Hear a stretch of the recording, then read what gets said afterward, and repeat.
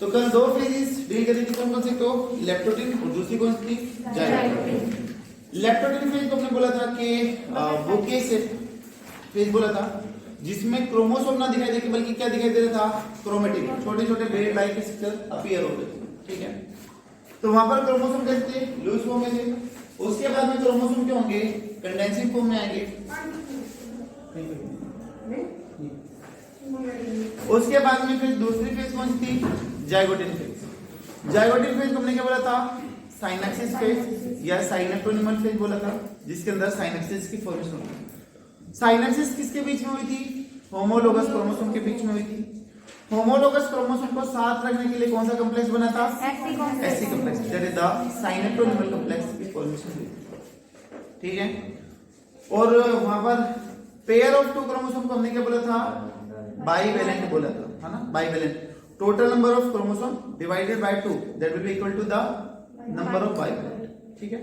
और दो रोड दिखाई दे रही थी तो उसको क्या बोला था? डायगोनल। बट क्रोमेटिड कितनी थी? दो, लेकिन वो क्या कर रही थी उस टाइम में?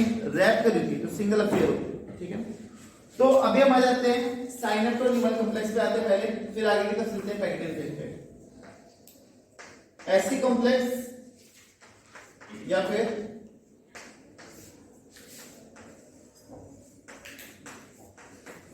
साइनेप्टोनिमल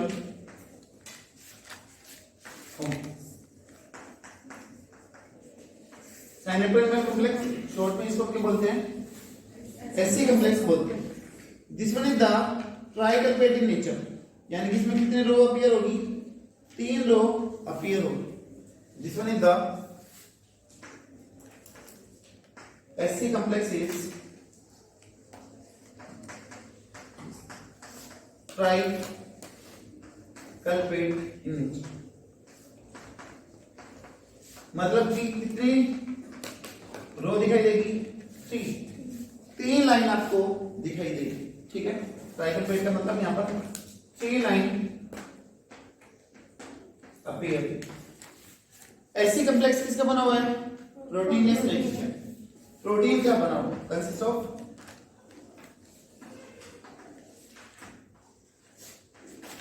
प्रोटीन का बना। एक वर्ड आता है कि SC complex arrange like the zip manner, जैसे चेन होती है उसकी तरह से वो फिक्स होता है। कैसे होगा देखें तो, अरेंज लाइक जिप मैनर,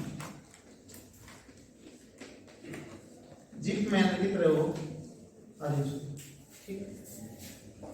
एक एससी कॉम्प्लेक्स साइनेप्टोनिमल कॉम्प्लेक्स किससे बना हुआ है? 2 लिटरल एलिमेंट और एक सेंट्रल एलिमेंट से बना हुआ है। तो 1 एससी कॉम्प्लेक्स कंसिस्ट ऑफ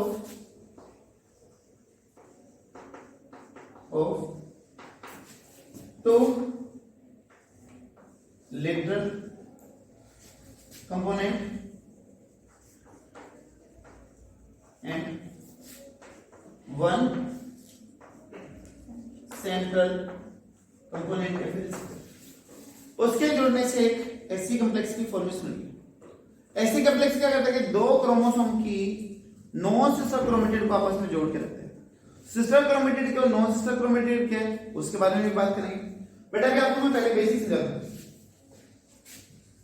कि ये एक कोई भी क्रोमेटिड है, ध्यान देखिए ये कोई भी एक क्रोमेटिड है होमोलोगस क्रोमोसोम की एक, ये बेटा कोई दूसरी क्रोमेटिड है। ये दोनों के दोनों क्या है? Homologous chromosome. इनको जोड़ने के लिए बीच में क्या बनेगा? एससी कॉम्प्लेक्स, साइनेप्टोनिमल कॉम्प्लेक्स बनेगा। और साइनेप्टोनिमल कॉम्प्लेक्स में 2 लेटरल कंपोनेंट और एक क्या है? सेंट्रल है। तो ये हो गया इधर क्या? This one is the lateral component. ये क्या हुए? लेटरल कंपोनेंट हुए। These are the lateral component. Lateral component बेटा जिप लाइक मैनर में ऐसे एक्सटेंड करें। अलग अलग बुक में इसको अलग अलग तरीके से रिप्रेजेंट कर रखा है।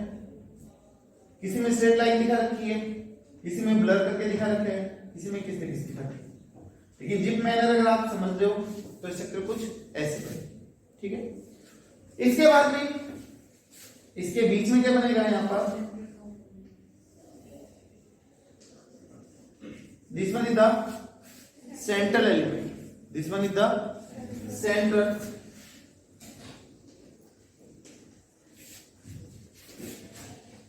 Element, this one is the central. तो लेटरल कितने हो गए, 2 हो गए, और सेंट्रल कितना हो गया, 1। ये पूरा का पूरा क्या बन गया आपका एससी कॉम्प्लेक्स बन गया, साइनोटोनिमल कॉम्प्लेक्स बन गया, यहां से लेके कंप्लीट यहां तक। This one is the SC complex. हमने बोला था कि जो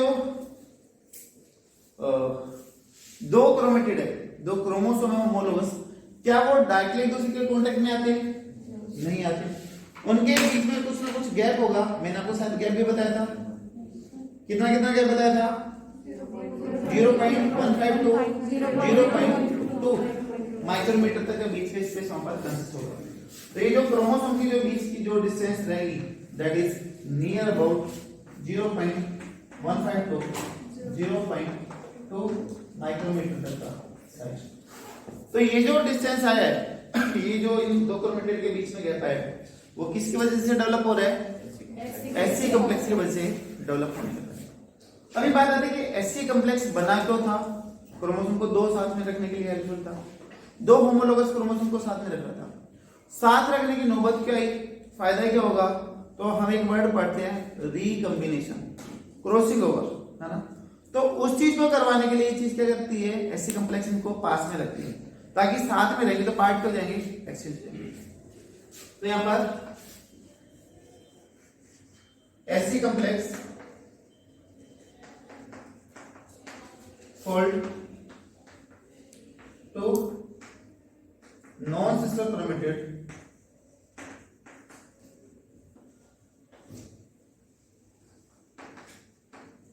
together and help in recombination, इसमें हेल्प करेंगे recombination rather known as the crossing over.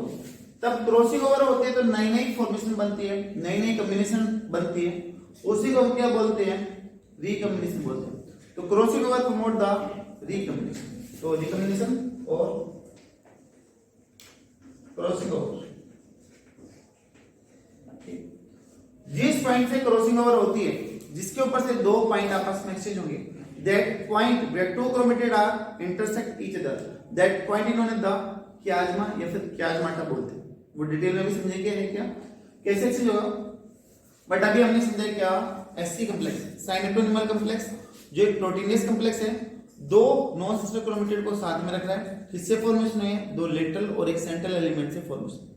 तो this one is the SC complex. किसमें बनता है ये, जाइगोटिन फेज के अंदर बनना स्टार्ट हो जाता है, ठीक है, और पूरा का बनता है ये पैक्टिन फेज में बनता है। तो एससी कॉम्प्लेक्स की फॉर्मेशन कहां से हुई है, SC complex formation from zygotene phase, zygotene phase हुई है, और कंप्लीट कहां पर होगा, बट कंप्लीट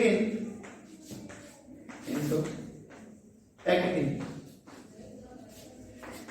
पैकेटिन या फिर पकाइटिन फेज के अंदर क्या होगा, ये कंप्लीट होगा। तो this one is the SC complex.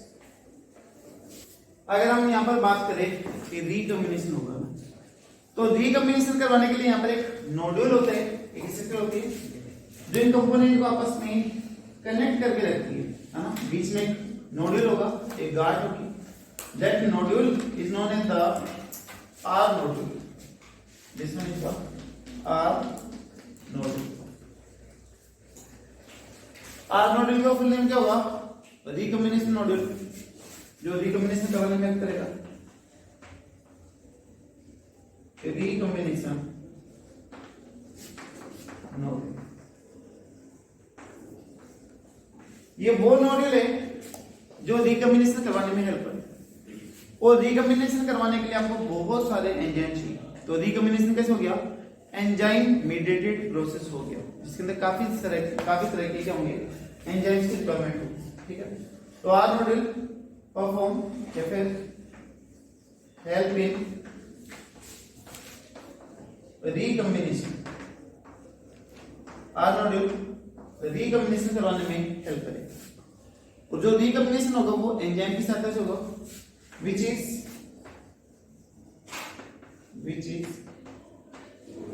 Enzyme mediated process. उसके अंदर काफी तरह के एंजाइम की रिक्वायरमेंट होगी। कौन कौन से एंजाइम और कौन कौन सी प्रोटीन चाहिए वो हमें यहाँ पर देखेंगे। तो मैं यहाँ पर एंजाइम और कुछ प्रोटीन के नाम लिख रहा हूं जो यहाँ पर रिक्वायर होंगे। एक आ गया डीएनए को बीच में से कट करने वाला, दैट इज एंडोन्यूक्लियस। न्यूक्लियस जो न्यूक्लिक एसिड पे कट करेगा, एंडो का मतलब बीच में, एंडोन्यूक्लियस। जो किनारे पे से कट करेगा दैट इज एक्सो न्यूक्लियस। जो डीएनए को ओपन करेगा अनवाइंडिनेस। जो डीएनए को ओपन करने में हेल्प करता है। जो डीएनए कट हुआ उसको जोड़ना भी है, तो जोड़ने के लिए किसकी रिक्वायरमेंट होगी, लाइगेज एंजाइम की नीड होती है। आपने बायोमोलिक्यूल्स में पढ़ा था ligase, this enzyme is known as the glue of molecular bio, जो डिफरेंट टाइप के बॉन्ड बनाते हैं और उनको आपस में कनेक्ट करने के लिए क्या था, हेल्पफुल पढ़ा था लाइगेज। एक था लाइगेज और एक था लाइगेज। तो लाइगेज चीजों को जोड़ने के लिए हेल्प करता है। इसके अलावा बेटा एक प्रोटीन आता है that is the R protein. R protein का मतलब दैट इज रिकॉम्बिनेशन प्रोटीन, जो रिकॉम्बिनेशन करवाने में क्या करेगा, हेल्प करेगा। आर प्रोटीन का मतलब that is recombination protein. Transportation वाले चैप्टर में आप एक प्रोटीन पढ़ोगे, पी प्रोटीन। ट्रांसपोर्टेशन वाले चैप्टर में एक नाम आएगा P protein, that is phloem protein. जो फ्लोएम के अंदर जो क्रैक हो जाते हैं, जो टूट फूट हो जाते हैं, उनको रिपेयर करने में क्या करता है, हेल्प करता है। और खाने को ट्रांसपोर्ट करने में भी क्या करेगा, हेल्प करेगा। तो वो होगी क्या, पी प्रोटीन। और आर प्रोटीन कहां पे मिलेगी, रिकॉम्बिनेशन नोड्यूल, आर नोड्यूल के अंदर मिलती है। तो ये जो आर नोड्यूल है उनमें डिफरेंट टाइप्स के होंगे एंजाइम्स प्रेजेंट होंगे जो रिकॉम्बिनेशन करवाने के लिए प्रेजेंट होंगे। इस आर नोड्यूल के बारे में जो सबसे पहले बताया था, किसने बताया था, जिकलर ने बताया था इन 1977, 1977 के अंदर इस आर नोड्यूल के बारे में पता चला था। लेकिन जो एससी कॉम्प्लेक्स है, साइनेप्टोनिमल कॉम्प्लेक्स है, उसके बारे में किसने बताया था, एससी कॉम्प्लेक्स के बारे में डिस्क्राइब बाय द मोसिस इन 1956। ऐसी एक टर्म आपने पहले भी सुनी थी, मोस, MOSS, मोस। तो आपने प्लांट के नाम पढ़ा था, ब्रायोफाइटा के अंदर लीवरवोर्ट, हॉर्नवोर्ट, मोसिस, हिपेटोकोप्सिडा, एंथोसिरोटोप्सिडा और ब्रायोप्सिडा। तो ब्रायोप्सिडा का दूसरा नाम था मोसिस, मोस, MOSS, बट यहाँ पर MOSS, ठीक है। ये साइंटिस्ट का नेम है मोसिस, जिसने एससी कॉम्प्लेक्स, साइनेप्टोनिमल कॉम्प्लेक्स के बारे में बताया था इन 1956 के अंदर। बट उसके अंदर फिर आर नोड्यूल किसने फाइंड आउट किया, जिकलर ने इन 1977। क्लियर होगा। तो ये आर नोड्यूल है जो रिकॉम्बिनेशन नोड्यूल कहलाता है, जो दो नॉन सिस्टर क्रोमेटिड के बीच में डीएनए को एक्सचेंज करने में क्या करेगा, हेल्प करेगा। डीएनए का एक्सचेंज कहां पर होगा, पैकेटिन फेज में होगा, ठीक है। तो पैकेटिन फेज पे आने से पहले एक बार हम देख लेते हैं कि सिस्टर और नॉन सिस्टर क्रोमेटिड क्या होती है, ठीक है। तो ताकि आपको पैकेटिन में आसानी रहे, तो अभी आपको मैं वो करवा देता हूं यहाँ पे, ये पहले आप ही करेगा और नोड्यूल फिर उसके बाद। देखिए पैकेटिन फेज पे आने से पहले सबसे पहले बात कर लेते हैं इसकी सिस्टर क्रोमेटिड और नॉन सिस्टर क्रोमेटिड क्या होता है, उनके बारे में बात। मैंने बोला था कि जाइगोटिन फेज में होमोलोगस क्रोमोसोम की पेयरिंग होती है, ठीक है। तो मैं बोलूँ कि होमोलोगस क्रोमोसोम, मैं आपको अभी सिंपली समझा रहा हूँ कि होमोलोगस क्रोमोसोम, मैंने बोला था कि डीएनए के अमाउंट डबल रहते, क्रोमेटिड आपको सिंपल दिखे एक क्रोमोसोम। इसी तरीके से मान लो कि दूसरा क्रोमोसोम, ठीक है, इस तरह से इन दोनों की पेयरिंग हमने क्या बोला था, होमोलोगस क्रोमोसोम बोला था, क्योंकि एस फेज को क्रॉस करके आ रही है तो डीएनए की अमाउंट हो चुकी है, डबल हो चुकी है। अभी जैसे ही पैकेटिंग फेज में जाती है तो क्रोमोसोम का साइज छोटा हो जाता है, यानी कंडेंसेशन क्या होगा, काफी ज्यादा, और वो एक दूसरे के साथ में क्या करती है, ओवरलैप करना स्टार्ट करती है। तो पैक्टिन फेज में क्या होगा, क्रोमोसोम का साइज छोटा है, तो ये जो आर्म है जो क्रोमेटिड है वो क्या हो जाएगी, ओपन हो जाएगी।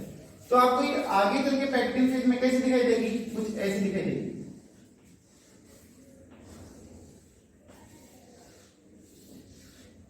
ये क्रोमोसोम कुछ ऐसे दिखाई देगा।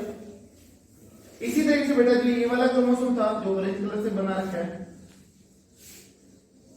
वो भी कुछ ऐसे दिखाई देगा। तो ये दोनों क्या हो गए, होमोलोगस क्रोमोसोम हो गए, है ना। जैसे मानो मैं बोलूं पैटर्नल का फर्स्ट क्रोमोसोम, मैटरनल का फर्स्ट क्रोमोसोम, दोनों का साथ में क्या कहलाता है आपका, होमोलोगस क्रोमोसोम या फिर साइनेप्सिस कहलाता है। अभी देखो एक क्रोमोसोम में जितनी भी आर्म, मैंने अलग अलग कलर से इसलिए बनाया ताकि आपको इसलिए क्लियर हो, एक क्रोमोसोम में जितने भी क्रोमेटिड है, कितने भाई, दो ही तो क्रोमेटिड है, वो दोनों की दोनों क्या कहलाएगी, सिस्टर क्रोमेटिड कहलाएगी। एक ही फादर की दो डॉटर है, वो दोनों क्या हो गई आपकी, सिस्टर हो गई, ठीक है, रियल सिस्टर हो गई। तो these are the sister chromatid, these are the sister chromatid, इनको आप सिस्टर क्रोमेटिड बोलते हैं। मान लो दूसरे फादर से कोई दो डॉटर है, ये आपस में क्या हो गई, सिस्टर क्रोमेटिड हो गई, ये दोनों क्या हो गई, सिस्टर क्रोमेटिड। बट मान लो ये दो अलग अलग क्रोमेटिड एक साथ, तो क्या ये रियल सिस्टर हुई, नहीं। तो ये क्या कहलाएगी आपकी, non sister chromatid. These are the non sister chromatid. Clear है। एक क्रोमोसोम की जितने भी क्रोमेटिड है, दो क्रोमेटिड है, सिस्टर क्रोमेटिड, ये दोनों सिस्टर क्रोमेटिड हो गए, ये दोनों क्या हो गई, सिस्टर क्रोमेटिड हो गई। बट अगर आप बात करोगे इनकी या फिर इसकी बात करोगे, अलग अलग की बात करोगे, एक ऑरेंज की और एक व्हाइट की, चाहे आप कोई भी कम्युनिटी से लेके चले, तो वो क्या कहलाया आपका, नॉन सिस्टर क्रोमेटिड। समझाने के लिए कई बार नंबरिंग का भी यूज कर लेते हैं, 1 2 3 4। तो 1 और 2 क्या हो गई, सिस्टर क्रोमेटिड, 3 और 4 क्या हो गई, सिस्टर क्रोमेटिड। आपकी 1 और 3 क्या हो गई, 2 और 4 क्या हो गई। कुल मिला के ये दोनों सिस्टर क्रोमेटिड और ये क्या हो जाएगी आपकी, सिस्टर क्रोमेटिड। बट अगर अलग अलग कलर की बात करोगे, जहां पे भी अलग अलग कलर या फिर अलग अलग क्रोमोसोम की बात आएगी, तो क्या हो जाएगी आपकी, नॉन सिस्टर क्रोमेटिड। ठीक। तो बेटा जब क्रॉसिंग ओवर होती है वो नॉन सिस्टर क्रोमेटिड के बीच में होती है। ये कौन सी फेज की कंडीशन आपकी, जाइगोटिन फेज में ऐसी कंडीशन थी, बीच में ऐसी साइनोटोनिमल कॉम्प्लेक्स था। बट जैसे ही पैकेटिंग फेज में आते हैं, जैसे ही हम पैकेटिंग फेज को डिस्कस करेंगे, तो पैकेटिंग फेज में कुछ ये कंडीशन आ जाती है कि इनकी आर्म एक दूसरे के चारों तरफ काफी ज्यादा कोई होने स्टार्ट हो जाती है, क्योंकि पास में रहती है। अभी आपको मैं समझाता हूं, इस तरीके से क्रॉस करना स्टार्ट। तो जाइगोटिन फेज के अंदर ध्यान देना, इधर जाइगोटिन फेज में जो क्रोमेटिड थे वो एक दूसरे के ऊपर ऐसे ओवरलैप कर रही थी। आपको एक क्रोमेटिड दिखाई देती थी, दूसरी क्रोमेटिड, बट एक्चुअली में थी कितनी, दो। जाइगोटिन फेज में ऐसी थी, बाइवेलेंट कंडीशन है। कितनी रोड दिखाई दे रही है, दो रोड दिखाई दे, 2 रोड्स दिखाई देती। बट जैसे ही पैकेटिन में आएगी, पास में है, तो ये क्रोमेटिड हो जाएगी, शॉर्ट होके ओपन होगी। दो थी, आप लोग ज्यादा ट्विस्ट मत करना, कभी हो जाएगा ना। तो ऐसे थी, पास में थी, जैसे ही ये ओपन हुई तो है तो अभी भी बाइवेलेंट, लेकिन कितनी हो गई, ये टेट्राड हो गई। पहले क्या थी, डायड, और अभी क्या हो गई, टेट्राड। जैसे ही ओपन हुई तो ये नॉन सिस्टर क्रोमेटिड एक दूसरे की क्या गई, कॉन्टेक्ट में, टच में आ गई। अब ये पार्ट यहां पर क्या होगा, एक्सचेंज होगा, जहां से टच हो रहा है यहां से क्या होगा, एक्सचेंज होगा। कैसे एक्सचेंज होगा, वही क्या कहलाता है आपका, रिकॉम्बिनेशन या फिर क्रॉसिंग ओवर कहलाता है। वो किस फेज में देखेंगे हम, पैकेटिन फेज में देखेंगे। पैकेटिन फेज इन्होंने द रिकॉम्बिनेशन फेज या फिर क्रॉसिंग ओवर फेज। पहली फेज थी zygotene phase, sorry leptotene phase, जिसको हमने बुके शेप या फिर बीड लाइक इसके बोला था। दूसरी कौन सी थी, जाइगोटिन, जिसको हमने क्या बोला था, साइनेप्सिस बोला था। तीसरी फेज कौन सी आएगी, पैकेटिन, जिसको हम रिकॉम्बिनेशन फेज या फिर आपकी नई वेरिएशन वाली फेज बोलते हैं। ठीक है। तो these are the sister and the non sister chromatid. Clear होगा? इसके बाद में डिस्कस करते हैं क्या next phase is the third phase, that is pachytene phase या फिर अकाइटिंग फेज बोलते हैं। This phase is also known as the recombination phase या फिर crossing over phase, known as the recombination phase.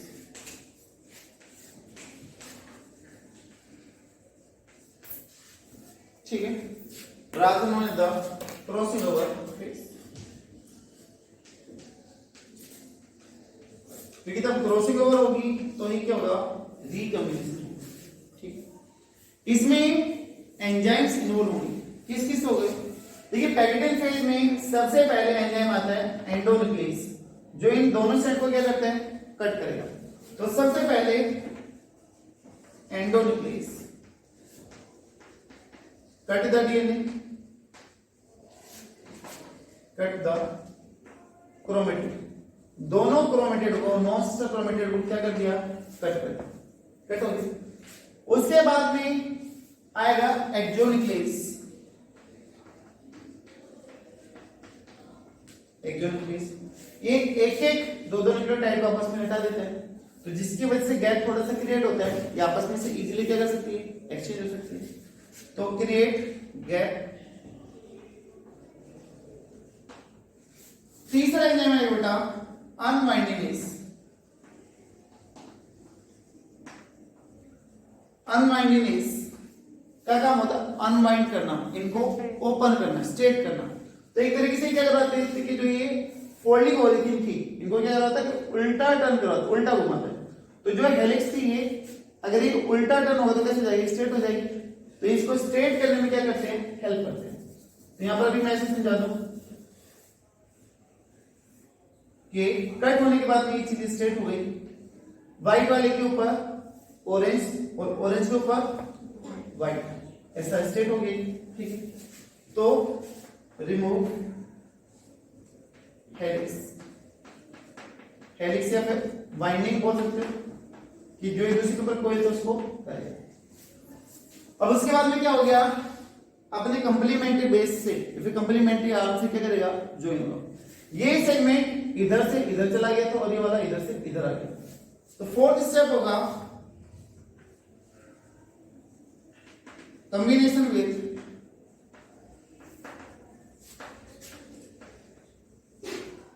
Complementary chromatid. जो दूसरी क्रोमेटिड है सामने वाले, उसके साथ में क्या करेगी, फ्यूज करेगी, उसके पास में आ गई। अब इनके बीच में कुछ गैप रह गया, थोड़ा सा कुछ गैप रह गया इनके बीच में, उस गैप को क्या करना है, फिल करना है। फिलिंग का काम किसका होगा भाई, कौन है जो मॉलिक्यूलर ग्लू की तरह काम करती है, लाइगेंड। तो वहां पर फिफ्थ जो आएगा that is ligands, ligands fill gap and connect segments को कनेक्ट करें। ठीक है, सेगमेंट को कनेक्ट करें। अगर यही चीज में बेटा मैं आपको स्ट्रेट लाइन मेथड से समझाऊं तो कैसे होगी, वो मैंने आपके सामने स्टेप लिखे इधर कि कौन कौन से स्टेप इन्वॉल्व होंगे। अगर स्ट्रेट लाइन मेथड की मैं बात करूं तो ये कुछ ऐसे दिखाई देगा।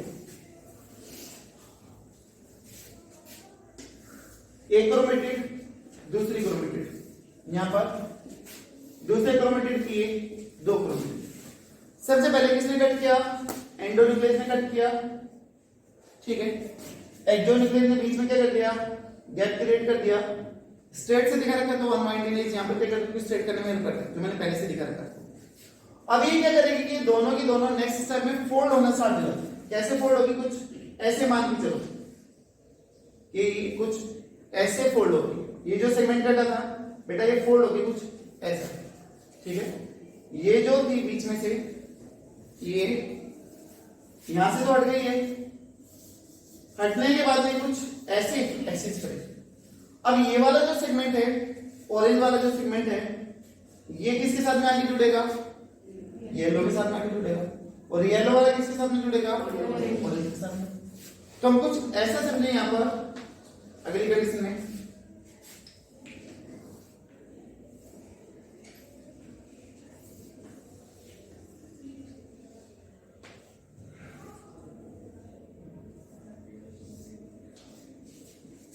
जो ये ऑरेंज वाला सेगमेंट है वो किधर आएगा बेटा, नीचे, तो ये यहाँ पर ऑरेंज वाला है।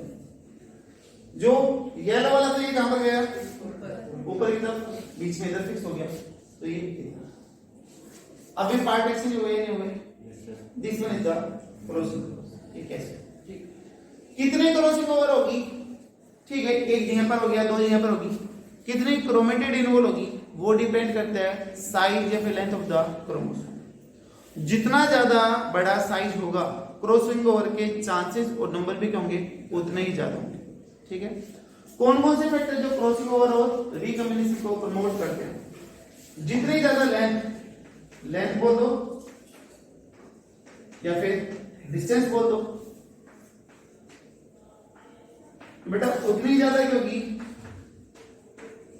रिकॉम्बिनेशन, या फिर क्या बोलते हैं CO, that is crossing over, ठीक है। तो जितने जीन एक दूसरे से दूर है उनके बीच में एक्सचेंज होने के चांसेस भी उतने दूर। आप 12th में पढ़ोगे लिंकेज और क्रॉसिंग ओवर, है ना, दोनों एक दूसरे के अपोजिट है। लिंकेज का मतलब जीन का साथ में रहना, और क्रॉसिंग ओवर का मतलब अलग अलग होके एक्सचेंज, ठीक है। बाकी की चीजें डिटेल में पढ़ेंगे, जो आपके 11th लेवल का था, जो काम की चीज थी वो आपके सामने सारा। यहाँ पर आपका क्या होता है, पैकेटिंग फेज कंप्लीट, या फिर मैं आपको ये बोलूंगी यहाँ पर क्रॉसिंग ओवर कंप्लीट। अभी पैकेटिंग फेज में क्या हो जाएगा, क्रोमोसोम एक्सचेंज हो रहे हैं, तो सेल कैसे अपीयर होगी वो देख लेते हैं। ये करोगे पहले बार फटाफट। अब बात आती है कि पैकेटिंग फेज के अंदर सेल कैसे अपीयर होगी। बाहर की तरफ सेल मेम्ब्रेन, अंदर की तरफ न्यूक्लियर मेम्ब्रेन। जो सेंट्रियोल है वो अपोजिट पोल्स की तरफ जाना स्टार्ट हो गई, ठीक है, अपोजिट पोल्स की तरफ जाना स्टार्ट हो गई, स्पिंडल डेवलप हो गए, दीज आर द सेंट्रियोल। बीच में डेवलप हो रहे हैं यहां पर स्पिंडल। अब बात आती है किसकी, क्रोमोसोम अरेंजमेंट।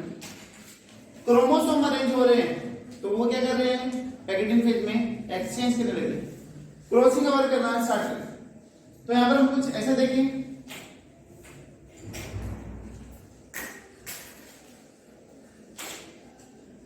एक क्रोमोसोम, इसके साथ में कौन एक्सचेंज करने लग रहा है, इधर ऑरेंज वाला पार्ट एक्सचेंज करने लगे। तो एक्सचेंज करेगा तो व्हाइट पे कौन सा जाएगा, ऑरेंज, और ऑरेंज के ऊपर कौन सा आएगा, व्हाइट। तो कुल मिला के यहाँ पर आपको सेगमेंट क्या करने हैं, एक्सचेंज करके दिखाना। हमने इससे पहले वाली वीडियो में या पहले वाली क्लास में कितने क्रोमोसोम लिए थे, 4 क्रोमोसोम लिए थे। अभी हमारे पास में कितने होंगे, 2, तो हमें 2 और बनाना। तो यहाँ पर हम कुछ ऐसा बनाए,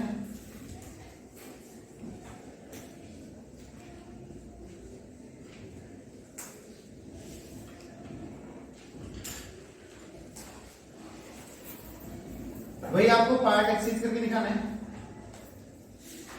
ऑरेंज के ऊपर व्हाइट और व्हाइट वाले पे ऑरेंज पर। ये सेगमेंट इधर क्या चुके बेटा, एक्सचेंज पोस्ट। जो भी हमने पढ़ा था पूरा रिकॉम्बिनेशन का प्रोसेस, वो सारा कुछ प्रोसेस कहां पर हो चुका है, आपका न्यूक्लियस के अंदर हो चुका, ठीक है। न्यूक्लियर मेम्ब्रेन अभी वीक होने स्टार्ट हो गई है, बट टूट नहीं रही है, लेकिन हल्के हल्के क्रैक्स आने स्टार्ट हुए, आपको अपीयर नहीं होंगे। वो अपीयर किसके अंदर होंगे, नेक्स्ट फेज, डिप्लोइडिंग फेज के अंदर। तो पैकेटिंग फेज में क्या हो गया, क्रोमोसोम शॉर्ट होने स्टार्ट हो गए, शॉर्ट क्रोमोसोम है, शॉर्ट क्रोमोसोम, रिकॉम्बिनेशन हुआ है,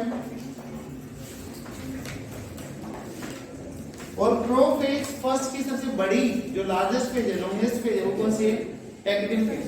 सबसे ज्यादा टाइम इसी में लगता है, इसमें था longest phase of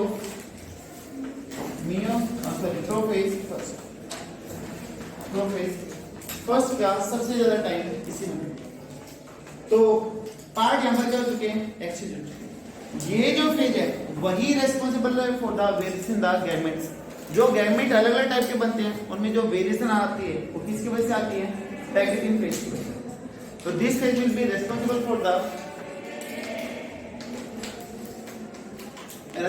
for variation in gametes. Gametes के अंदर जो वेरिएशन आती है, जो अलग अलग टाइप के गैमेट बनते हैं, वो पैक्ड इन फेज की वजह से बनते हैं। ठीक है।